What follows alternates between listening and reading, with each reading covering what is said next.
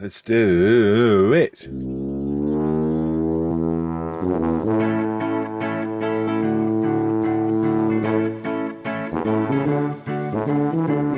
Hello and welcome back. I am James Skiffins. And I am Malcolm Childs, and this thing that we're doing right now is the Just Making Conversation podcast. From Shelf Queens to X5 Green, we'll just be making conversation. Remember, though, there are other podcasts that you can listen to. Plastic Model Mojo. The Model Podcast. Plastic Posse Podcast. On the Bench. Model Geeks. The Sprue Cutters Union. Small Subjects. Built Sideways. Model by Guy Poden. The Micro Machines Podcast. Am Show Podcast. And the Modelling Insanity Podcast. Head over to modelpodcasts.com for all of the links. If you enjoyed this podcast, you can show your support in two ways. Leave a 5-star review somewhere useful, or contribute with coins. Visit paypal.me/podcastjmc for a one-time donation. For a monthly donation, check out the patreon.com/justmakingconversation. It's as easy as your log. I'm using the new pun book I got for Christmas from James, so this opener should be hilarious. We are going to be just making conversation with Tripp Aquadro from R.Duck Locomotive Works and his passion for trains and laser cut wood. Tripp makes some of the most breathtaking train models you've ever seen. Why not go and have a look at his Etsy account right now? Press pause and we'll see you in a moment. Also, what does it take to create wooden kits? Is it much different to the plastic process? Does your wood shrink or swell in the moist conditions? Oh dear. Thank you for choosing this podcast to listen to. I'm sure you won't be all aboard with this interview. It will be something to chew on.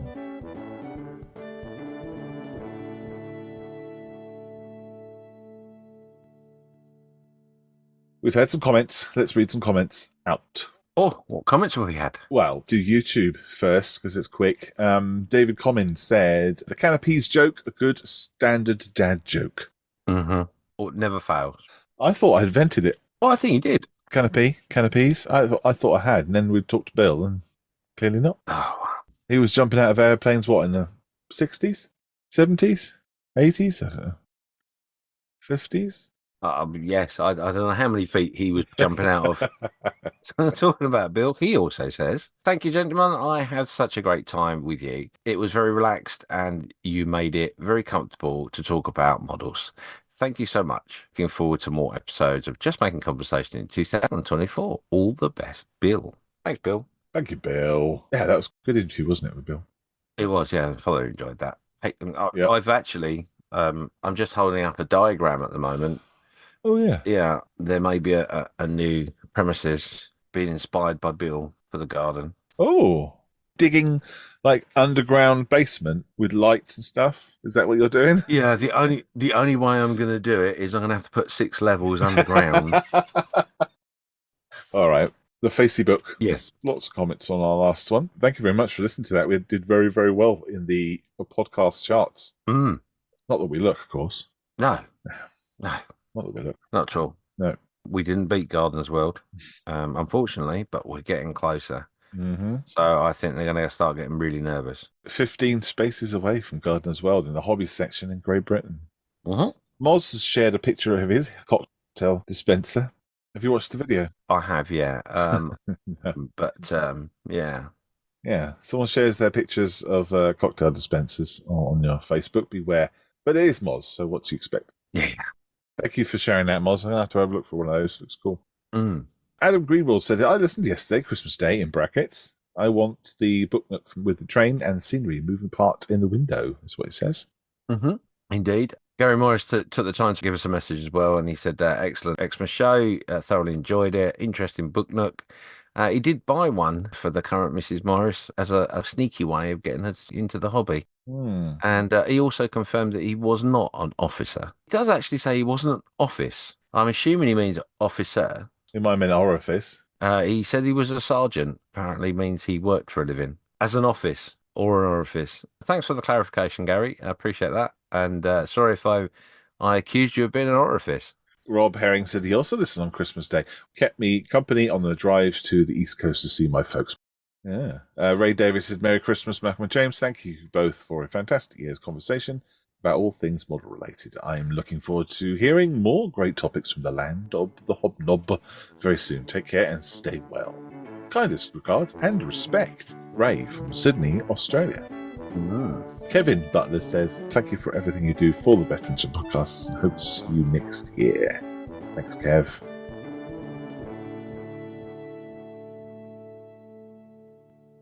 Do you want to talk about what's on your bench post-Christmas? Yeah, I've not had a lot going on the bench because I've not been well. That's a shame. I've got loads, so let me talk about that. Do you remember how upset I was with Ravel? Yes. Yeah, a couple of people have noted that and checked on me and did a buddy check to make sure I'm okay. Yes, I'm fine. I was really referring to this construction process of this Ravel kit, because now it has been beaten into submission and smoothed out and everything. As you can see, it looks beautiful. I'm very happy with it. So shuttle goes on the piggyback of the 747 Lusty. Yeah. I'll just balance it for now, but yeah, it looks really, really nice. So I've done that. I've done a bit more work to the base. So I put the arrow on where it's supposed to park. I've done the wheelie wheels. Really nice. Oh, really good. I've lost the nose wheel. Oh. Yep. It's gone. I had them all in crocodile clips, and the nose wheel's not on there anymore. So that's an arse. And I've turned the shed upside down trying to find it, and I can't. I'm going to have to find a new 747 nose wheel at some point. However, I'll put some pictures up and stuff of it. I'm very happy with it now. Very happy. You've done a fine job on it. It does look quite nice, I've got to be honest. Yes, thank you. It's neat enough. Looking at it, I can still see problems, but and I'm happy it's accurate enough. I had to change the decals slightly here and there. On the shuttle, for instance, it has. It doesn't actually have on when I was looking at the reference pictures, it doesn't actually have these black lines around here and the front of the boosters. And also I messed up the decal there. So instead of it saying Enterprise, it says Enterprise. I think you'll find that on the original, on the left-hand side, the sign writer was dyslexic. So I think you'll get away with that. Okay. All right. Yeah. So, but someone did say if you drew an arrow to the hatch, that would be where they could put the pies for the pilots. So Enterprise. Oh, got it. Yeah. That'd be good. So I need either an R or an entirely new set of decals for that. But the other one's fine. The one that says Enterprise on the wing, that's fine. The Enterprise got a much smaller amount of decals than the Discovery has. I guess it was because it's only just for glide testing, wasn't it? So yeah, really happy with it. That is me, which means that I will be working on something else. Dun, dun, dun. My mojo is lacking. I do have some things to do. The Sea King is on the shelf of naughtiness. So is it been parked for now? Yes. It's been put to one side because in fairness, I've mucked up marginally on a few things, but they're enough for me to be. It's actually the first kit that I've ever wanted to throw in the bin before finishing. Nothing to do with the kit. The kit is sublime. Airfix has done an absolutely amazing job of how it all goes together and the construction. I absolutely love putting it together. It's brilliant. The other caveat to my previous statement is it is also the only kit that I've made a hash of that I am determined to get another kit to do it again properly. Oh, okay. Right. So, because normally I would hash something up, put that to one side, do something with it at some point, and never buy the kit again. So that's purely the love of the kit and the subject. So yeah, that will be done in the new year at some point when I get the kit. But I have a few projects that are in the wings. There's a D-Day build that's going to be done. However, there are 3 different choices of what I want to do. One's quite technical and very inspired, and if I pulled it off, it would be amazing, but I don't think I will, but I'm not sure. So we're going down that road to a point. The other one is another build which would be very emotional, which I'd want to do, be wanting to do for a long time. So that probably be the build. But there's a third option, which is a multitude of different ideas that I'm trying to coddle together into one, all based around the D-Day theme. And then on top of that as well, I do actually have a landing craft that I want to build as well. Wow. Quite a lot going on there. What's the group build for? Who's that for? My Facebook group, long build for D-Day, because obviously it's the special anniversary in 24. So there'll be a couple of things around that I want to get done. There's a couple of projects that I'm working on which are related to the business. And then I have a links that I want to do as well. Oh, wow. Yes. Gotcha. Is that the links from before? I've made some promises and not kept to them, and I feel very bad about that. I'm a man of my word. Just late. Well, there we go. Just slow. And of course, not forgetting the moose rebuild on Christmas Day. Funny enough, James, we have to do the music Oh, first, and then you talk about it. Okay. I got all excited because there's an update. Really? I know. We do have to do it properly. Oh. We will get letters and complaint. Roll the music. Roll it. It's not a piano. Ding, ding, ding, ding, ding, ding.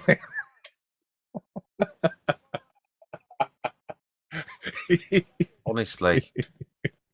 Right, yeah. So here's the music. Mooseroo Cup, the Mooseroo Cup. Let's talk about the Mooseroo Cup. Boom! Woohoo! Go on then. What's going on with the Mooseroo? So, on Christmas Day, I got it out of the box, put it on my bench, put it back in the box, and put it onto one side. So I must get back to it. You've got 3 months. I think it's like a mindset now. Mm-hmm. I think I've got to the point I've been Malcolmized. Wow, you lucky bugger. I'm looking at the calendar and thinking there's far too much time to make this build. I need to leave it a little bit longer. So I'm under pressure with a short amount of time to complete it. I think that's what it is. I think I've challenged myself, or something's happened. Someone in the middle of the night while I was sleeping has hypnotized me into this. Don't touch it until it's almost got to be done tomorrow. I don't know if you can default on it. I'd rather you didn't.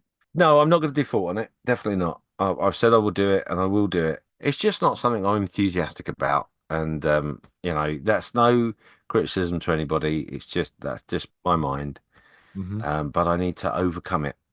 Out of the box. Boom. Well, this is it. I think that's what it is. I've done it out of the box, and I think that's maybe what it's about. It's just not inspired me into some crazy misadventure that would take me forever to do. When you do it when you're ready, otherwise it will suffer for it. I think we all have those kits, don't we? That we get a kit and we're like, and you think of it, overthink it, and then overthink it a bit more, and then you start playing with it, and you're like, oh, I'll do that later. And I think it's just one of those builds. Yeah, you'll be right. But it has got to the point, in fairness, because it's here, right in front of me on my desk. Mm-hmm. So it's a constant reminder, which I don't think's helping, because every time I come in there, I'm like, ugh. And that's the disappointment with the seeking, is that I love doing the seeking so much. And then the small little errors that I made annoyed me so much because I haven't been at the bench for quite a while. Well, it's a roller coaster of a hobby, isn't it? Eh? If it was easy, everyone would do it. I'm moaning unnecessarily. I will crack on. Although, picked up a base. Oh, James is showing me a breadboard for a small loaf. Well, no, it's not actually. This is not a breadboard. This is actually a spice rack. Of course it is. What? Because it's got 3 holes in the bottom, meant to have some dowel rod and another piece that goes with it. Okay. The shop had lost the other bits. What's it destined for? Well, it's going to be either the Seeking base, or it might be a diorama base, which is more likely. The next model kit I might be working on. Group builds are great. They're really great. But when you've got a big stash of stuff you want to get through and build, sometimes the group builds, you might end up buying a kit to do the group build, But I might be doing these Gloucester Gladiator, the 172nd Gloucester Gladiator next. Oh, nice. Because I'm going to be part of a North Africa World War II build. And that's the Friends of Models for Heroes one. And that is going to be Roald Dahl's crashed Gloucester Gladiator. The years don't quite match up. He crashed in 1940, and the group build is supposed to be from 1942. But hey, it's me. I'm going to do what I like. I'm not going to buy a new kit again. So I'm going to build this. And what I'm going to have is it crashed into a book. One of the books describes the crash. And it's going solo. And I can't help think that if he hadn't crashed, hurt his back, ended up doing a desk job and writing, then we wouldn't have had Charlie and Chocolate Factory, Matilda, yada yada, DFG, yada yada is my favourite. So that's what I'm going to do, a little crash thing. Obviously didn't die. He was all right. If he had died, we definitely wouldn't have had it. But so I'm going to find out which one, because I've got the Mark 1 and the Mark 2. So I need to find out out of these two model kits which one it was that he flew. One thing we didn't talk about is, what did you get for Christmas? Fatter. Oh. Way fatter. I ate so much on Christmas Day that I thought I might explode. I thought I was going to leak. Absolutely glorious. I got a Secret Santa, which was a TIE fighter. Ooh. Yeah. Do you remember the one I used to turn into a walnut? Yeah. Yep. Walnut. The one that was kind of controversial. Yes. Well, I sold that one. Oh. Someone said they really liked that build, so they bought me another one. So that's cool. So I've got another one to do. Yeah. No other modelling related items were purchased for me. I got the usual stuff like socks. What about you? Me, I got some of these. Cool. What are you calling them? Engineering blocks, because that's what you call them. 1, 2, 3 blocks. I got a couple of those. That was quite cool. They're ace, aren't they? Really good. Really good for right angles. Really good for throwing at the cat. I also got a brown box. Mm-hmm. And in this brown box is a 1/16 Gizmo figure, which I think is the brother of yours. Yeah, mine's got his gun sticking up. Yeah, he's leaning on his. Oh, cool. I think we should do it as a group build, like you and you. I paint mine up and you paint yours up, and then we'll swap. Yeah. Should we do that? Good idea. The other one I got comes in different pieces. Is that because it got sent very badly in the post? No. It's meant to be that way. I will show you this bit. I'll see if you guess what it is, which one it is. The 16th scale dude with the cloak. It's the 1/16 Russian sniper. Right. Yep. Comes in lots of different pieces, and obviously this one's, I'm showing it to Malcolm, and obviously you can't see it, but this one's got all the supports still on the main body. Mm-hmm. They've got to be cleaned off. There's the head and the rifle and bits and pieces, and that, and another package with his legs in, and his head. That's in the third package. His legs. Who sent you those then? These were bought by my mother-in-law from Mr. Gizmo. Which were the ones that I sent you? These are the ones that you got at the show. Okay. But they were from my mother-in-law. Gotcha. I'm with you. Right. Yes. Oh no, I just dropped his head.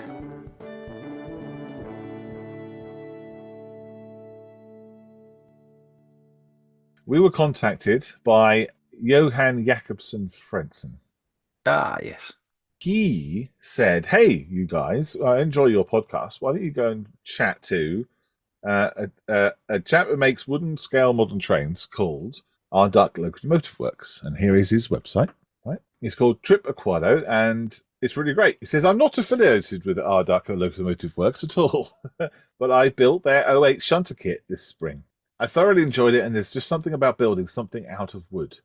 Many of these new scale model kits have a sort of clunky aesthetic to them, which I like. They're not 100% to scale as opposed to scale model boats, but they are fantastic, I think. Great for beginners as well."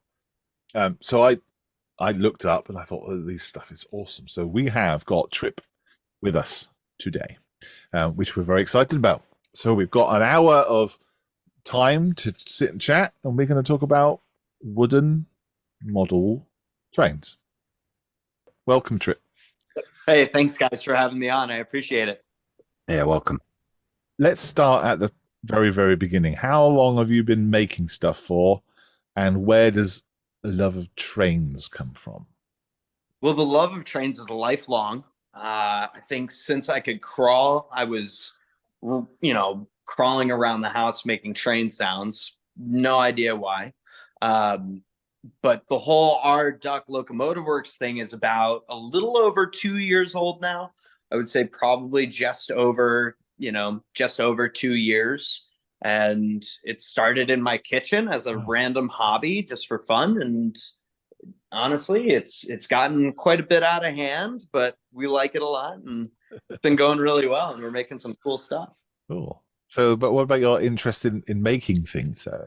So that goes all the way back to when, everyone gets their first train set, maybe a loop of track on a table. And it's like, oh, well, I want a tunnel.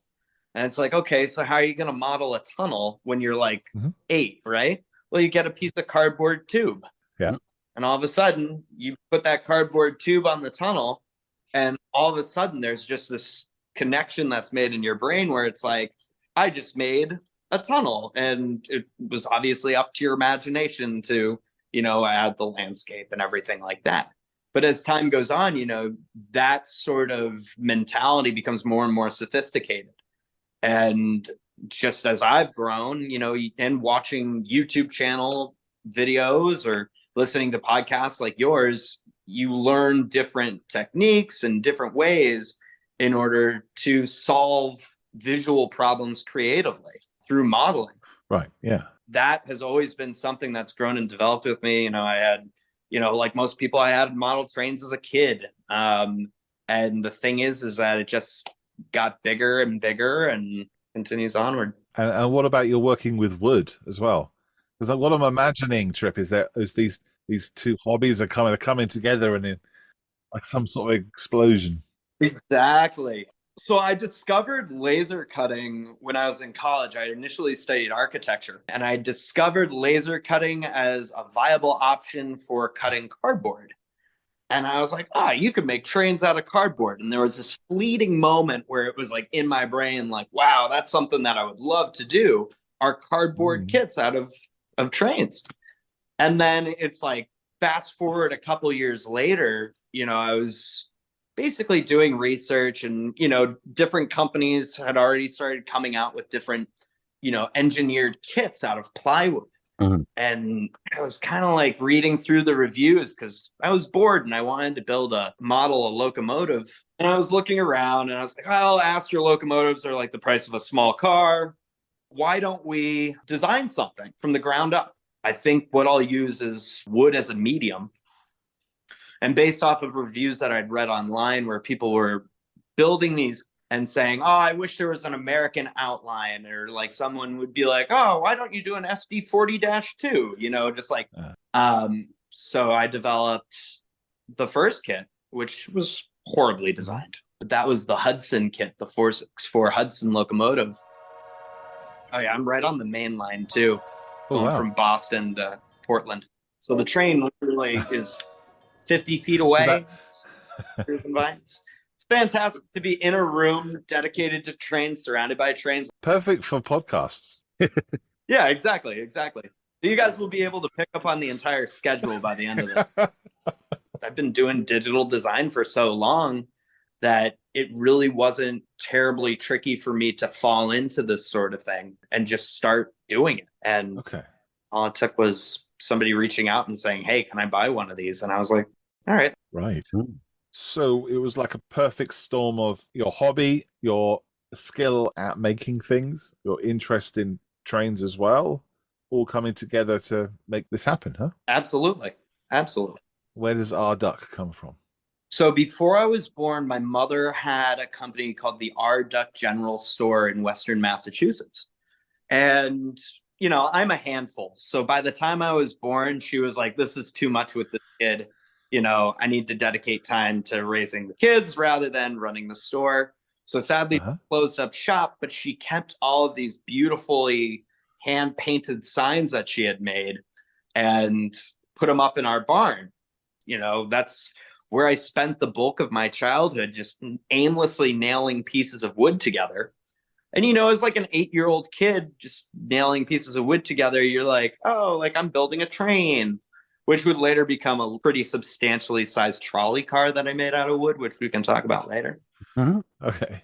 But when I was that young, I was kind of referring to the barn for a solid 2 years of time as the R.Duck Locomotive Works.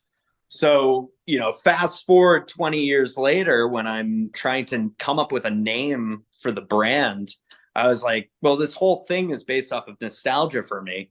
It's main driving factor. Why not name it what it actually is a continuation of, which is the R.Duck Locomotive Works. Yeah. So that's where that comes from. Nice.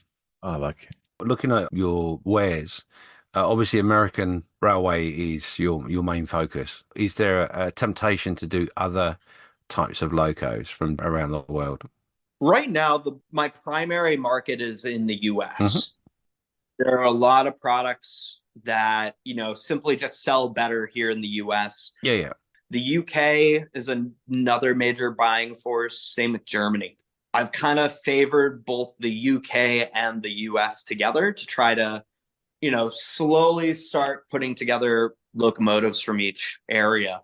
But the goal is to offer German, Chinese, Japanese, Tibetan, all these different locomotives all over the world. But because the majority of my market is currently in the US, the focus has really been on, okay, so let's give the people in the neighboring communities things that they want. New York Central 999, or a Portland, Maine 044. And a big thing too is it's just, that's what people ask for.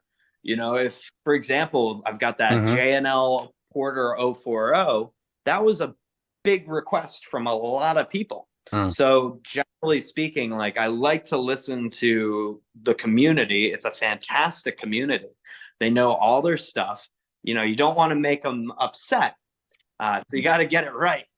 But they are a huge driving force in what gets built and what gets delivered to market. Obviously, you've got a design background, but what were the things in which you had to overcome as you learned the process?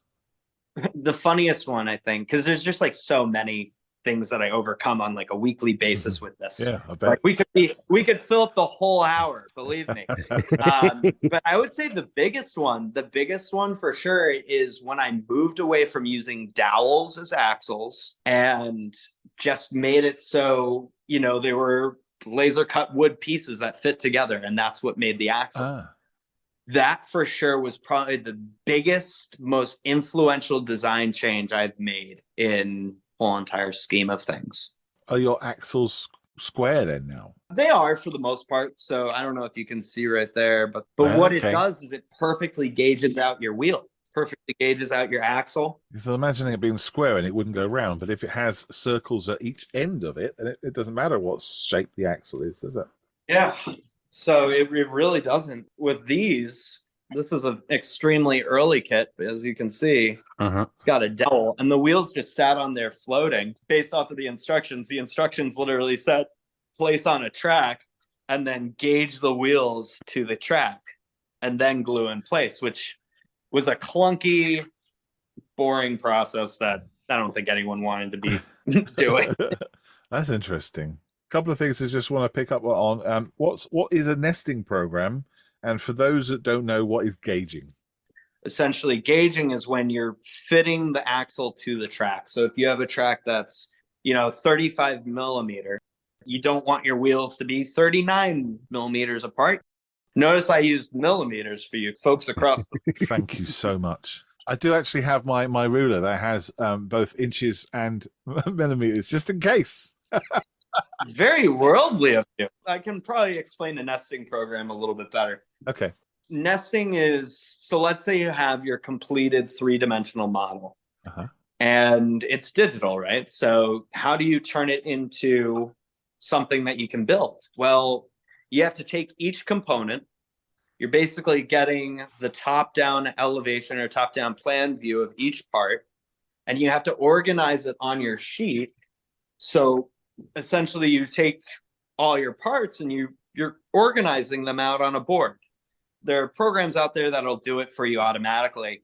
But the problem with that is they don't always group things together by stage. And one thing that I like to try to do as much as possible is group all the components that are being used within that stage on one panel Yeah. in order to make sure that, that way I don't have to go through and number every part. Yeah, I'm with you. Yeah. It's not like, oh, like I need A3. And it's like, oh, this is all A3. Let's pop that out. This is more like, okay, so you're looking at the drawing and you kind of have to do a little hunting, but it's not as bad as it sounds. Because the thing is, like, you can find the parts pretty easily. I mean, when you're talking about plastic models, Yep. And you're following the instructions, there is a lot of hunting involved. Most, not all, but most will not break down the model into the sections that you're doing. Starting right at the beginning, you've got A4. Okay, I'll get A4 sprue out. Lovely. B6. Oh, B6. F9. What the hell? Yeah. I like that idea. That's and some of the plastic kits are starting to, or there's a lot more out there that are thinking that process through a little bit more. So that's what nesting is, yeah? Yeah, that's essentially what nesting is when you're taking each component, laying it flat on a board, and creating what your vector is going to be. So the machines run off like a vector program. I use Lightburn, and it allows me to control like which lines are going to be cut lines, which lines are going to be engrave lines, and things like that. Okay. Yeah, there's going to be a lot of weird jargon coming through. I'm making notes of things that I don't understand. Do you want one of my notebooks? Yeah, I do. One of your notebooks you got for Christmas, yes, please. Is the process of building these locomotives as important to you as the final finished piece? The sheer amount of enjoyment I get from original conception to product development to product completion to prototyping to marketing, all in a whole, are like, it's the greatest thing on the planet for me. Like, it is so fun. And the fact that I get to share that process with now 8,000 people on Instagram, which is, not a crazy number, but considering where we were last year with, I think it was like 1,500 at the end of last year, it's just growing exponentially. And the amount of like people who are thrilled with seeing this process and seeing how things are created, that's super fun. The finished models, like, yeah, they're cool. You can roll them back and forth and make the sounds. But I would say the process of developing and coming up again with those solutions to design problems is really the exciting thing for me. It's the challenge. And then when you get something that just works and you come up with a viable solution and you put that solution into practice, it is the most exciting thing.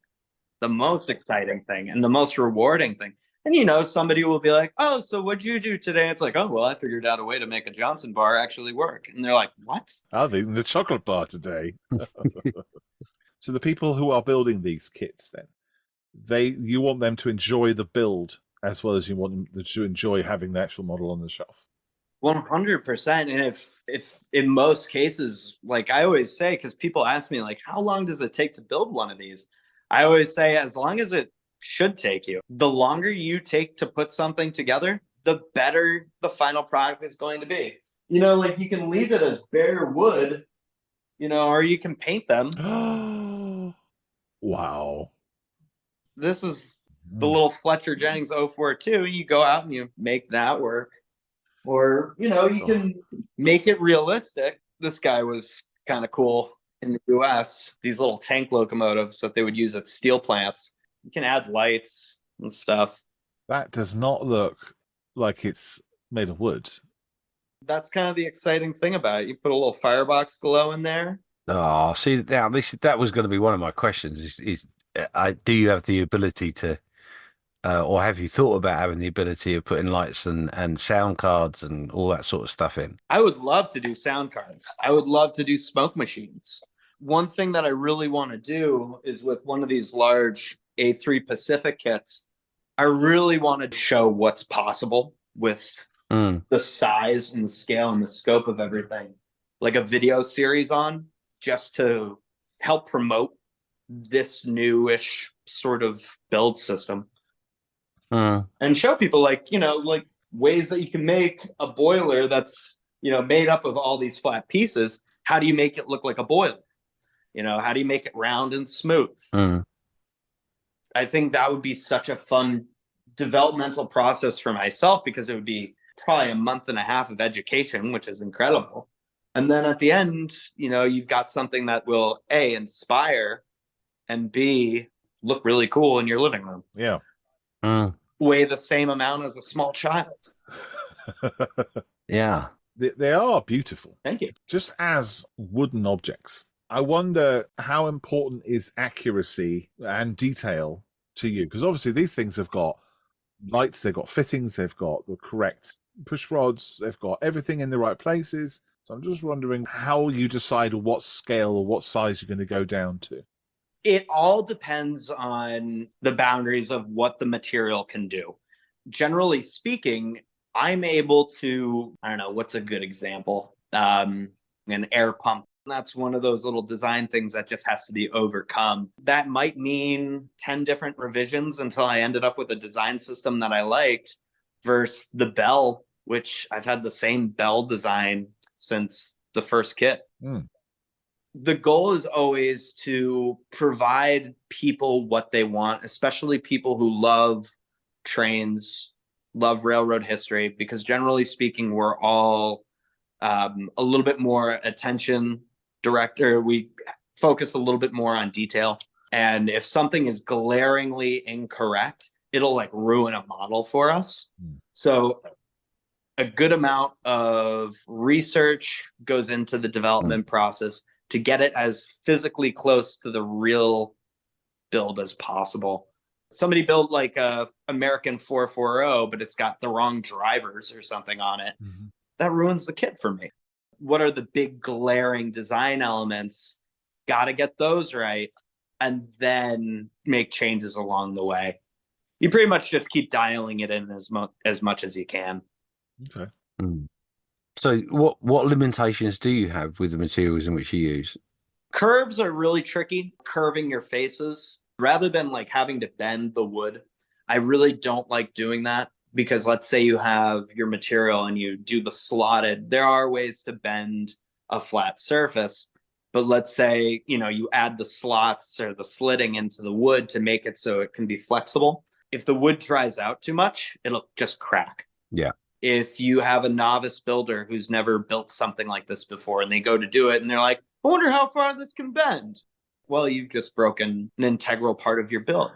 That's one huge thing. And then also, when it comes to doing things like valve gear, occasionally wood thickness with humidity. So like I could have a kit that goes together perfectly well here, but if I ship that kit to Florida where there's a higher humidity, that whole kit is going to swell. They might end up with something that doesn't necessarily work.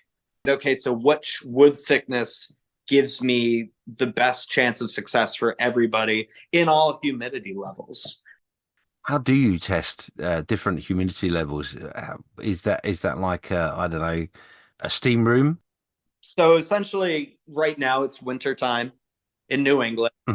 It's dry because we've got heaters running and everything like that. The humidity level in here is just ridiculous. You have to constantly stay hydrated. It's almost like living in a desert. And then in the summer, we've got just the craziest humidity you could ever imagine. So certain kits are going to roll perfectly well right now on my shelves. Come this summer, everything's going to bind up a little bit. So okay, so how can we dial in the thickness of wood, whether it swells or shrinks? It's not going to negatively affect the overall performance to a point where it's unbuildable. Everything that I produce is buildable. Just like normal train sets, everything requires a little bit of a run-in. So, if you have like a little, 040, it's always good to roll it around a little bit. And it will work itself into a running fashion. Generally speaking, things just need a little WD-40 and a little willpower, and you can get it rolling really nicely. Push power. Yeah. Enough thrust, anything tends to move. Yeah, right. Oh, yeah. Add another rocket to it. Yeah, exactly. For a second there, I honestly thought that you'd gone OTT scientific, testing the ability of wood thicknesses in moisture levels in humidity, etc. I just don't think that level of research really needs to be accomplished. I think it can mostly just be resolved by designing around the issue and having an understanding that we can't make this fit within this space. We have to allow 1/64 or 1/32 of an inch on this side to allow for some growth. And Wow. like I said, it keeps me up at night. It's a reminder that it's an organic product, isn't it? Birch grows very quickly. Oh, that's another question I was going to ask, what type of wood it was. Yeah, so it's a Baltic birch, which I source from a company out of New Jersey, and then they get it from the Baltic region. But what's really nice about it is every single time I place an order, they plant a tree. We're directly responsible for 4 to 5 trees being planted a month, which is pretty cool. Wow. Yeah. That is cool. Big fan of where I get the wood from. So how much wood does it take? So give me an example. So that the 040 that you showed us earlier on, how much wood does that take in terms of plankage, square footage? So essentially, because I give a lot of track with these things too. What we'll do is, this is an order going to a gentleman in Connecticut. Okay. Going to have his order featured on this. Okay. So this is the 040. So essentially, kit just opens up. So you're presented with a welcome letter, which basically outlines everything that you need for the build, including sandpaper, glue, and a little WD-40 and a bit of thrust. And then you get a fun, informative, I guess you could call it like a little poster. But I started doing these because I was a big fan of them. But basically, you get a little spec sheet. Oh, nice. Describes the model. You know, it's something to put on the wall. It's a little something extra. And then what you get is the kit. Oh, wow. A block of these pieces that you just pop out of the board and you assemble. So what we're looking at, obviously for the people at home, is essentially like a really large block of cheese. Like if you like a party selection box of wood. That's what I would say. So this one's about, I think it's like 6 by 11 by 3 inches. Oh, okay. To do a quick thing in my head, I don't think I could turn that into metrics super easily. But yeah, and this is a small kit. You know, this is one of the small ones. The big ones are generally a little bit bigger. This is an A3 Pacific kit, and the kits are, you know, yeah. So they get bigger than this too. You know, that's a good, half a meter box. It's like the size of a Revel space shuttle, and a 747 box, isn't it? Are they heavy? Generally pretty heavy. The small ones are probably about 2 pounds, like these little guys. But when you start getting into these larger kits, you're looking at like 9 to 10 pounds for boxes, because it's just packed with material, absolutely packed with material. And the way that I organize the sheets is I'm trying to cram as many pieces onto a sheet as possible. Many companies get around this by, skimping out on making, if they've got like a solid face, they'll do like the outline of the face, and then there's like a hole in the middle, and it keeps the weight down. But I don't like that. I like things to have full faces that you can paint, and yeah, we go overboard on the engineering of these things so they're robust. The A3, the super scale stuff is a lot heavier. Like this thing's like 40 pounds. Yeah. It's great. And is it all wood? You don't use any that's metal quite amazing. plastic parts at all? Nothing. It's all wood. The only thing that isn't wood on here is the glue that you use to put things together. Sure. And is that just regular PVA you would recommend? No, I use like a tacky glue, like a tacky white glue. Works perfectly. A good example. Is that like Elmer's glue? I'm not sure. I think you guys probably have it in the UK. Probably not this brand, but maybe something extremely similar. But Eileen's tacky glue. It's fantastic. It's water-based, and it works super well for everything. Is it dry clear? It does dry clear. Yeah, it's probably the same as our PVA then. Polyvinyl acetate. This is nice because it's all water-based and non-toxic too. Okay, so dabs of super glue and things like that if you want something to You could use super glue. The problem is that super glue isn't as forgiving, so I don't promote people using it. I guess like one place where you could use it is really if you were, adding small little details that were a surefire fit. The nice thing about that is, let's say you're like me and you like to rush stuff. You like to rush your build. You put your pieces together, you're moving on to the next stage, and then you look down and you're like, wait a second, that's backwards. You can still go back and fix it, which is, I do this for a living and I do that every day. Mm-hmm. You probably noticed there aren't any instructions in the box. Well, the reason for that is all the instructions are digital. One thing that I had a problem with another, laser cut kit is the instruction manuals are trying to force as much information onto a single page as possible to keep the cost of producing the instruction manual down, which leads to the inevitable issue of somebody not being able to successfully build their kit because the instructions are just so gosh darn confusing. So what I did is I was like, okay, so how can we make it the whole entire process as intuitive as humanly possible? And it's literally every stage of my build system is take this piece, put piece here, next page, take this piece, put this piece here. And because it's digital, I don't have to worry about using as little space as possible. I can make an instruction manual 200 pages if I want and not have to charge that forward to the builder, keeping in a really, really attractive price range. If you made a mistake and the kit's gone out, you can change it on the fly. Absolutely. All the time, or refine something or add notes. Really, it's incredible. It's a great way to do it.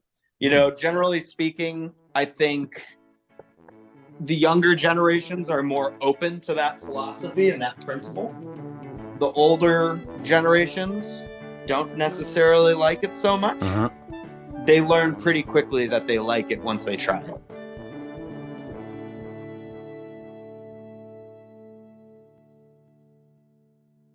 They all move. They all move the same way they do in real life. So I'm talking about like the push rods. Like for instance, the A3 Pacific. Does all the mechanisms and cylinders all work and as much as possible within the limitations of the material and the size?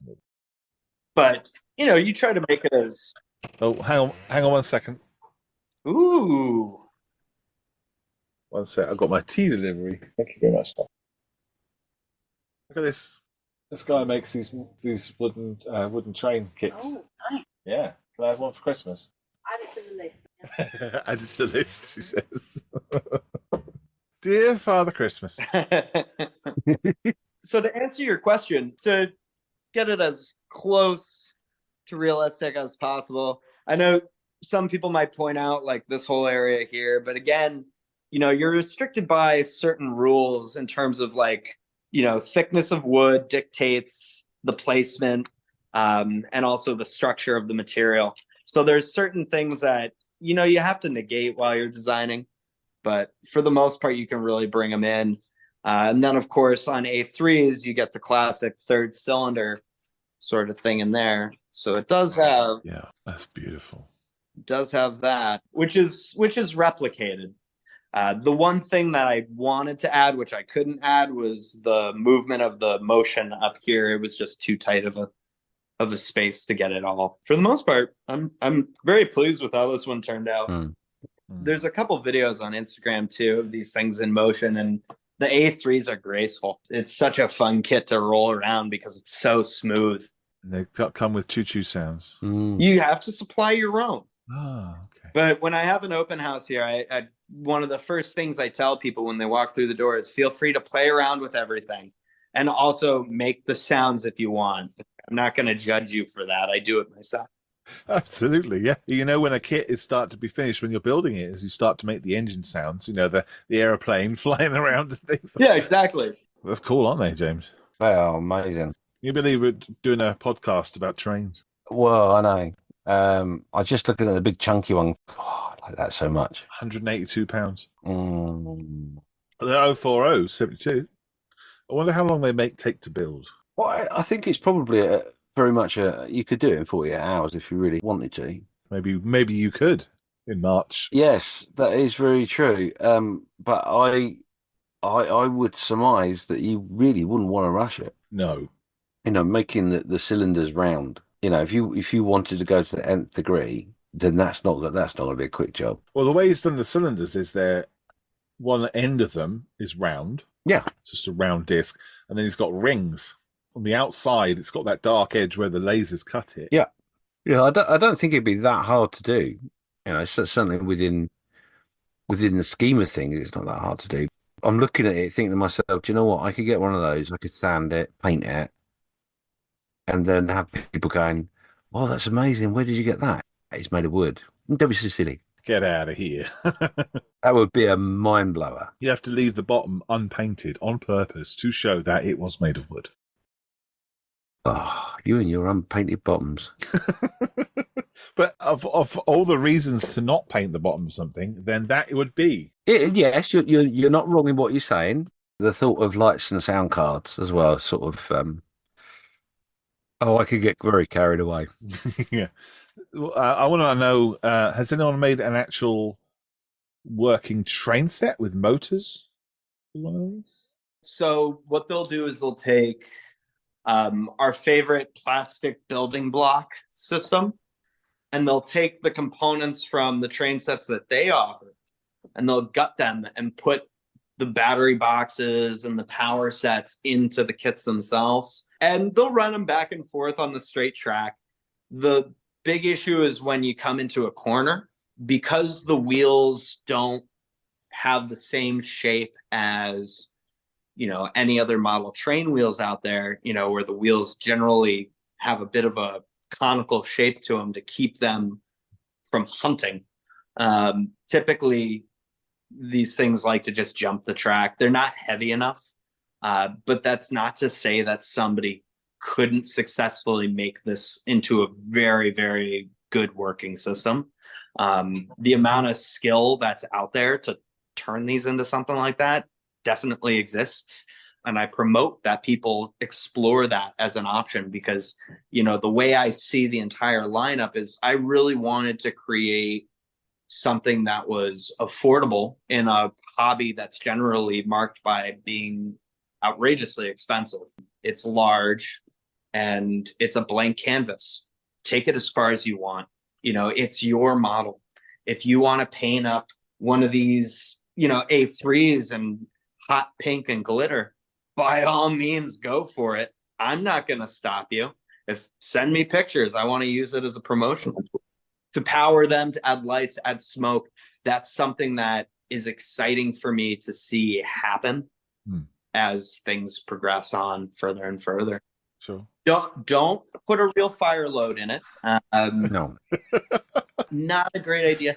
If you've got a tender and you try to fill it with water, you might get some realistic sloshing sounds for a couple seconds, but I don't know if you want that kind of realism. Yeah, gosh.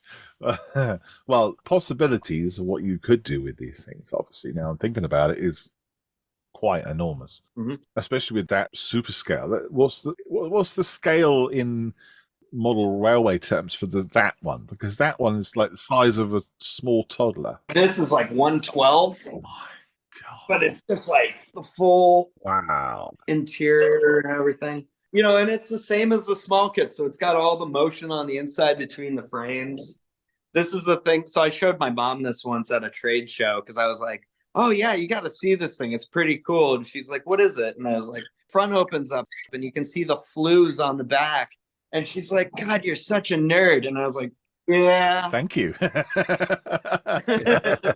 you can see the flues in there and the blast pipe and everything. So it's pretty cool. Oh, does it actually squeak when you closed it? Oh, yeah, it squeaks. Oh. It weighs a ton and it rolls. These go together super well. Super well. They're really incredible. And you can name it whatever you want. That's the really cool thing. If somebody wants like a custom name or custom number, I can absolutely do that. Stock option is Royal Eider 60114. But if you wanted to do like cinnamon roll, Oh, he's gone right off, and all of a sudden you mentioned the C word, and that's it. He's just no. Anything but the hobnobs. Oh, yes. The only issue with the super scale stuff is shipping it to your country is madness. Mhm. It's like shipping a car to another country. The shipping price is just atrocious. Is it the weight? Yeah. Is that the issue? Yeah. Kit is about, I think it's like 50 pounds, 60 pounds to ship. And it's just brutal. Absolutely brutal. So I'm as a growing company, I'm always looking for new ways to get things to the folks on the other side of the pond as effectively and economically as possible. So it'll come with time, but all I ask for is a little bit of patience. Yeah, no, there's nothing you can really get away from that. You know, certainly at the moment with shipping costs generally, it is what it is. Yeah, I'm sure it would make you cry just even thinking about how much that would cost to send, but it does look fantastic. It does look beautiful, especially because you've got all the little controls and things inside, you know, regulator and everything. Even on these little Fletcher Jennings kits, you know, it's like, this is the nice thing too. The backs come off like that. Oh, of course I do. Wow. Yeah. Whole setup. Does that all move? Can you wind them and stuff? So yeah, so like, you know, the throttles move, the little firebox doors open up. So you can really have some fun with it. Oh my God. You could even, you know, add more detail to it if you want. Sky's the limit. I feel kind of funny, James. See, this is what I warned you about. We're much well known for talking about people that are enthusiastic about trains in a potentially a negative way. Mm-hmm. I recently have built an old kit from Airfix, a HO, and just I like trains. And now Malcolm's becoming a train nerd. You know, the fact you can open your firebox, he's in there already. That's the thing that I'm trying to do with all these things is like, how can I take it really as far as what's possible, you know, like as far as possible to make it more exciting and more interesting and, you know, add play value, but not play value like, oh, you press a button and this opens up and then this does this. Old-fashioned play. Oh, you have cylinder cock handles in the cab that you can open up, or like got a reversing handle that actually spins, or on the tender for this thing, you know, there's a water scoop on the bottom that drops down if you pull that the little handle. That's what I call play value. Yeah. Mm-hmm. Even you're never going to notice the water scoop moving if you didn't look for it, but it's there. Wow. From a sort of a scale modeling perspective, I'd be quite interested in, as I said earlier on, the process of building. When you're putting them together and you're designing them, are you thinking about the way that you put things together as well? So I'm thinking is like once you put it together, do you then, if you've got a mistake in there, can you take it apart again and go back, or how does it work? Typically, I won't notice a mistake until it goes into the like preliminary build processes. With nesting, it's really easy for me to get back into the program and just replace a part if needed.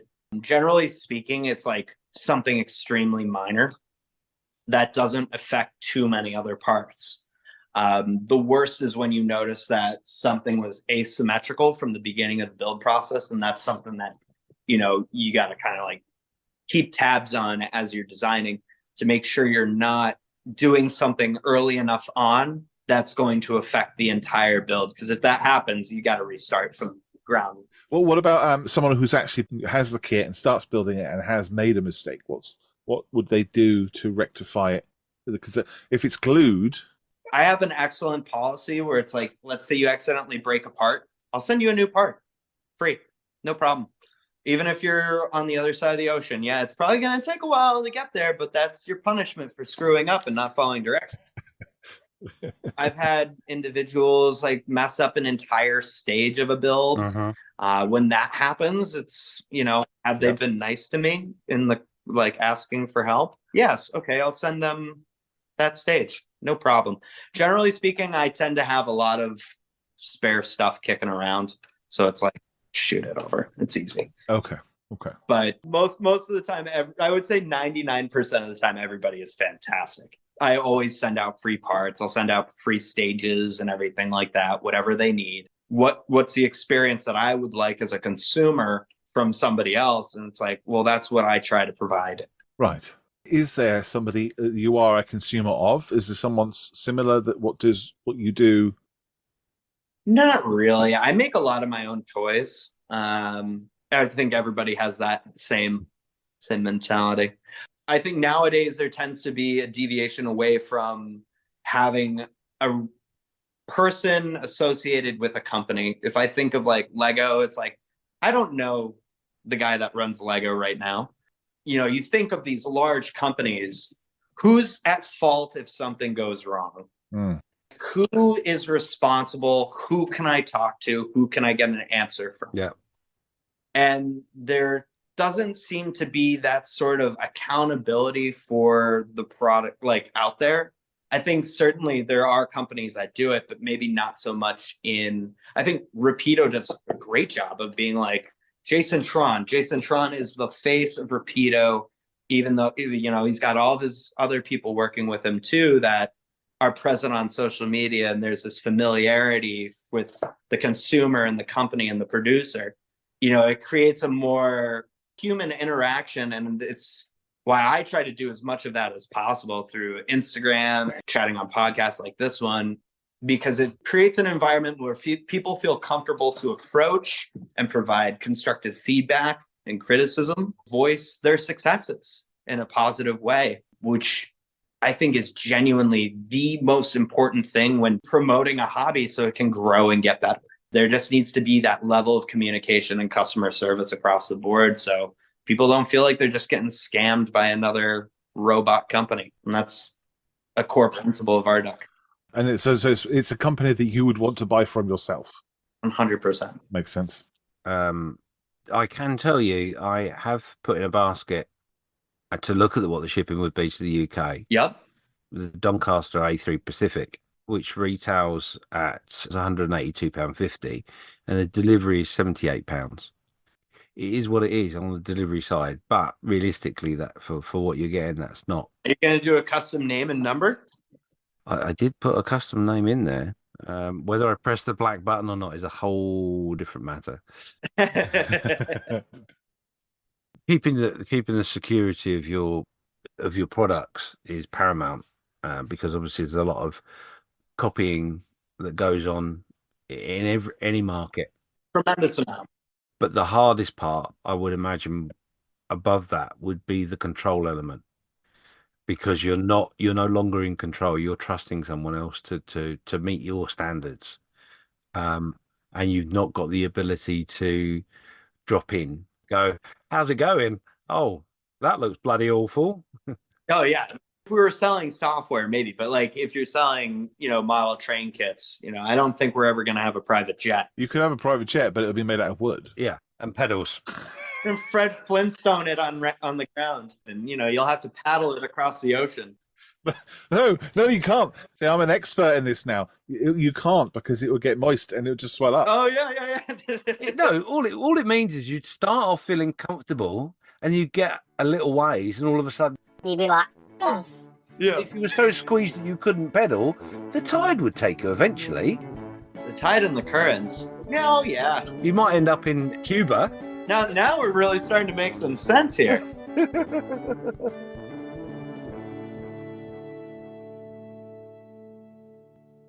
So you were going to tell us about a trolley car that you made when you were a child. Gosh, I must have been in 7th grade, and I had discovered that if you have a jigsaw, like a powered skill saw, or like you can pretty much make anything. I remember like having breakfast and thinking like, how great would it be if I had a trolley car? Mm-hmm. And we figured out a way to have tracks that went all over town. And like, you just go to your friend's house and I wouldn't have to worry about having a car and all that stuff. And I was like, this is practical. It worked for San Francisco. So it was just like, oh my gosh, like for some reason, I really convinced myself that this was a completely feasible, realistic thing to create public transportation in my town. That's very good of you. Yeah, right? So I started researching plans, and I found like a picture of a trolley car online that I liked. I was like, we're going to build this one. We got like the plans and everything. We found a bunch of photos, like reference photos, and I was out in the barn, the original R.Duck Locomotive Works, with all these photos just haphazardly nailed to the wall. My dad always had random sheets of plywood kicking around that I wasn't allowed to touch. We cut those up. And over the course of the summer, I just started building up this trolley car from the ground up. It didn't have wheels, it didn't have suspension, but power was something that I was interested in procuring. I had like a Briggs and Stratton like engine out of a cement mixer that my dad brought home. Wow. And he was like, it doesn't work. Well, we'll figure that out. We put like a can of starter into it and everything to try to get it to turn over. And at that time, I thought that repairing a motor meant just cleaning the outside of it. So it looked really pretty, but nevertheless, it was still useless. And yeah, that kind of ended it. But it got pretty far. It had an electrical system, so it had a rear light, had a front light, had a bell, had a horn. Everything was pretty much there, ready to go. It's still in the barn. It's under, I think, an RC plane and a canoe. How long was the track? I think I made like 16 feet worth of track out of iron angle pieces. The plan was to use rebar for the axles. The wheels were, bicycle training wheels that I had taken the tires off and cut one side of the flange off. So it was still a flanged wheel, but it's like you put any weight on that and it's just going to split apart. It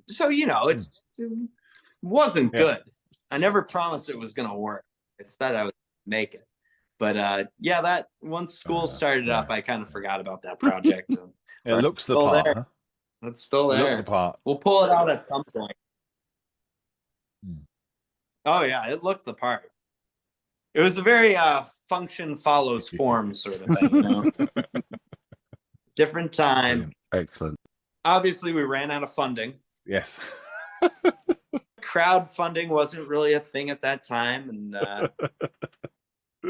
was the original R.Duck trolley car there, huh? We'll do it at some point. How do you decide what your next project will be and what you're working on next? Do you have like a spreadsheet of someone's asked for a British something or other and I have to tick the box 20 times before? Yeah. Oh, yeah, absolutely. So a great deal. So there are 3 ways I determine what the next kit is going to be. Community requests. If anyone out there has an idea for a locomotive, no matter how many times somebody says it, it still gets put on the list and that number continues to climb, and that determines heavily what kit gets made next. The second option is I do a fair amount of work with museums now. Museums will contract a build, so they'll pay and commission a project to be produced. There's a museum in New Mexico. They're doing a 484 Northern locomotive, which is going to be insane. The Wiscasset up in Maine, a little Maine 2-footer. There's all these different groups out there who are now partnering up with me to develop a product specifically for their shops. Oh. And one thing we're working on developing too is, okay, so when, let's say they've spent, $3,500 on commissioning this new design, we are still the owners of this design, but what happens is as that kit is in our shop, every time it gets purchased, 10 to 15%, it's still up for grabs, gets kicked back to them in the form of a donation to help keep everything up and running, which might not sound like a lot, but considering when you do like 250 plus of units of one locomotive, you're looking at thousands of dollars in returns.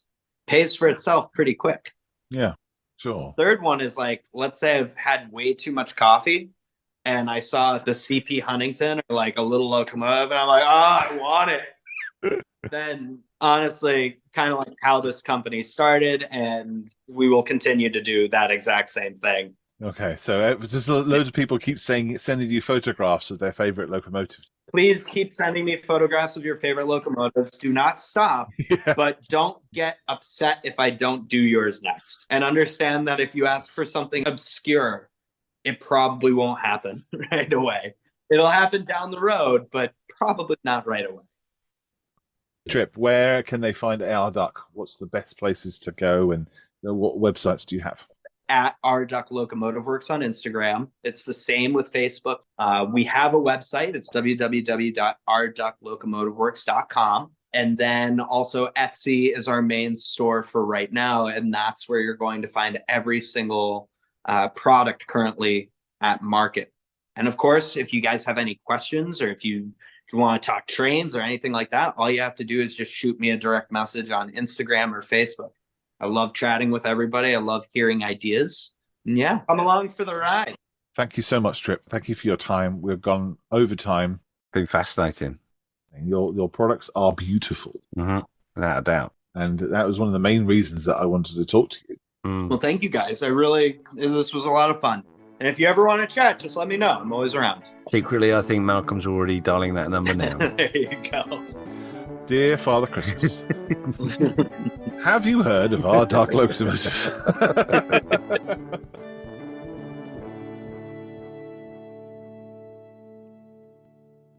Tripp has an infectious passion when it comes to wood, trains, and model making that can only inspire you too.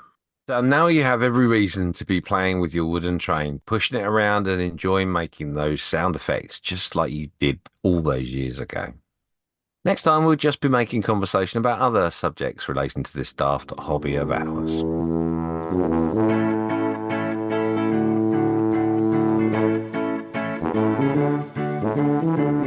You've been listening to Just Making Conversation with James Skiffins and Malcolm Childs. Follow us on Facebook, where we post photographs, updates, and other items. Find us on Spotify, Amazon Music, iTunes, Google Podcasts, YouTube, and all the others. Let us know what you're just making and what your thoughts are on the conversation in this episode. Why, thank you so much for following us. The fuck's that? Thank you to the following supporters from paypal.me/podcastjmc or at patreon.com/justmakingconversation. Mark Ewing, Daniel Knopfel, Paul Gallagher, Chris McLean, Philippe Lefreniere, Johan Frenson, Mike Beep Stucker, Mike Shelley, Mark Harriott, Elliot Capredi, Adam Kieran, Joshua Keane, Craig Nicholas Elliott, Robert Lane, Dean, Ivana Middle Model Kit, Callum from Micro Machines Podcast, Paint All the Minis, Peter, Brad, Warren, Tim, Black Rifle, John, Julian, Chuck, Mark, Bakawahi, Simon the Jersey Gent, Steve Lee, Costa, Mark, Ray, Neil Twice, Mike, Robert, Andrew, Drew, John, Mike, Jeff, Richard, Lynn, Gordon, and the 8 others. Well done. You can read the whole thing next time if you want. No. I like just jumping in there. If you do show your support, leave your name so we can paint the Roll of Honour on the tail of the next episode. Goodbye from me. And goodbye from me.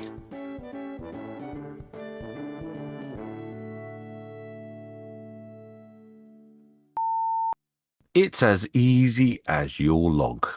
Your log? Your log. My log? Your log? Your log. Oh, that's your accent. Your log. Is that a international thing, the Yule log, or is it just... Yeah. Okay, all right. I didn't know. Do we do it again? No, that's fine.